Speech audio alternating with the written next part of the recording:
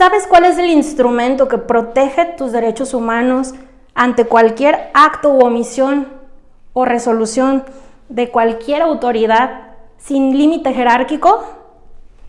El amparo. Hoy les voy a hablar de eso. Soy Alma Zárate, estudiante del Centro Universitario de Ciencias Sociales y Humanidades.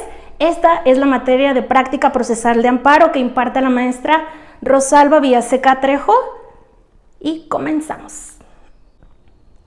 Para llevar a cabo de manera exitosa un juicio de amparo hay que tener bien establecidos y sólidos los principios fundamentales constitucionales, ya que el amparo es un instrumento que se basa en la supremacía constitucional y cualquier ley que esté en contra de la Constitución o no se empareje a ella debido al principio de supremacía constitucional es sujeta a que tú te puedas defender de esa ley gracias a el amparo.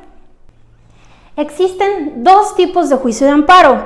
Para poder utilizar este instrumento jurídico para defender tus derechos fundamentales, tienes que elegir si vas a usar el amparo directo o el amparo indirecto. Les voy a explicar brevemente en qué consiste cada uno de ellos y cómo saber cuál es el instrumento correcto que tú necesitas en tu asunto particular. El juicio de amparo directo procede contra sentencias definitivas, laudos y resoluciones que pongan fin a un juicio, dictadas por tribunales judiciales, administrativos, agrarios o del trabajo, ya sea por una violación que se cometa en ellos o cometida durante el procedimiento. Recordemos que el amparo directo puede ser incluso dentro de una resolución, aunque no sea la resolución final del asunto que te está perjudicando, pero es directo porque sí te estás refiriendo a la autoridad competente que te está causando esa afectación. Y a diferencia del amparo directo, el amparo indirecto procede contra normas generales que por su sola entrada en vigor o con motivo del primer acto de su aplicación causen perjuicio al quejoso. Por ejemplo, si hay una nueva ley que dice que ya todas las calles van a ser de tierra, pero la ley no entró en vigor, todavía quizá tú no tomes la decisión de interponer un amparo indirecto a tu favor para que eso no te perjudique. O, en ese supuesto que esa nueva ley, que todas las calles sean de tierra de nuevo, el día que entra en vigor y empiezan a hacer tu calle de tierra, o sea, el día que te tienes ya tu afectación directa, decides ahora sí ir a poner un juicio, un instrumento de amparo indirecto, es cuando lo inicias. En ese momento, tú eres el quejoso en el juicio de amparo. El quejoso es la parte afectada y el amparo siempre va a ser contra actos de autoridad, ya sea directo o indirecto, además de las violaciones de derechos fundamentales a tu esfera jurídica o porque vayan en contra de la legislación y, reitero, el principio de supremacía constitucional. Los requisitos indispensables del amparo directo que no te pueden faltar por nada del mundo son nombre y domicilio del quejoso, o sea, la persona afectada, ya sea convencional o procesal. La diferencia breve entre el domicilio convencional es en el que se habita y el procesal es el que se elige nada más para notificaciones judiciales y del procedimiento.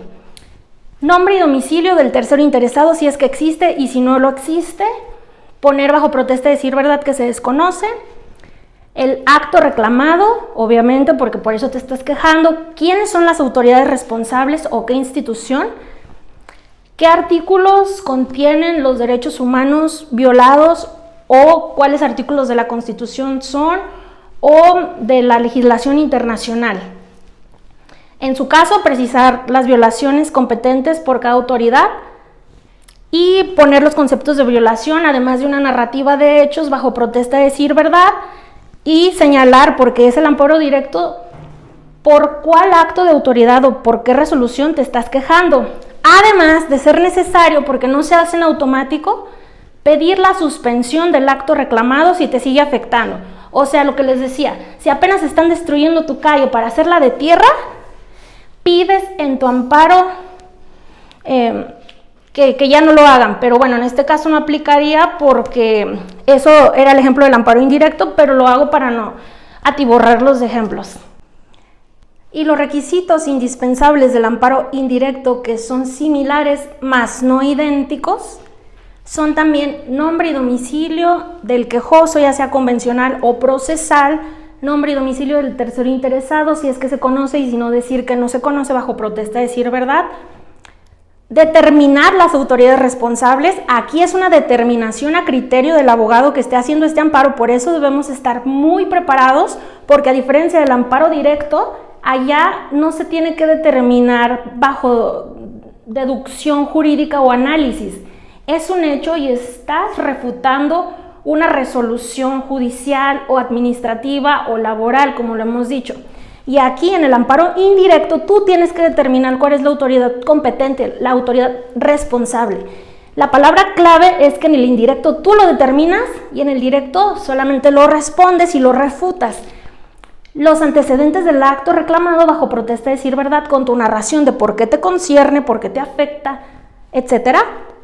Los artículos constitucionales que se vulneran, los derechos humanos que son violados, los artículos de los tratados internacionales que contengan derechos humanos violados, precisar en su caso si es competencia federal o local, lo que les decía, que aquí tenemos que determinar como abogados y con nuestro criterio jurídico y la preparación que tengamos, y no nos salvamos.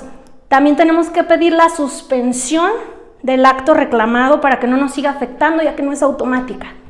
Entonces, por todo esto, un buen abogado es el que domina el amparo, porque somos los defensores de nuestros clientes, de los ciudadanos y del orden jurídico. Especialmente en cuanto a la redacción de demandas, debemos estar muy preparados tanto en redacción, morfosintaxis, ortografía, etimología, de preferencia en lo más que se puedan preparar, y determinar los conceptos de violación. Es lo más importante, porque puede que si eres un abogado que no ha puesto la suficiente atención, ni siquiera puedas después solicitar una reparación integral del daño debido a que no detectaste todo lo que se podía en el asunto particular. También debemos usar los estándares convencionales y todos los avances jurisprudenciales de la Suprema Corte de Justicia de la Nación. De esta forma vamos a ser abogados íntegros y nos tenemos que preparar todos los días. Los invito a capacitarse, compañeros. Muchas gracias.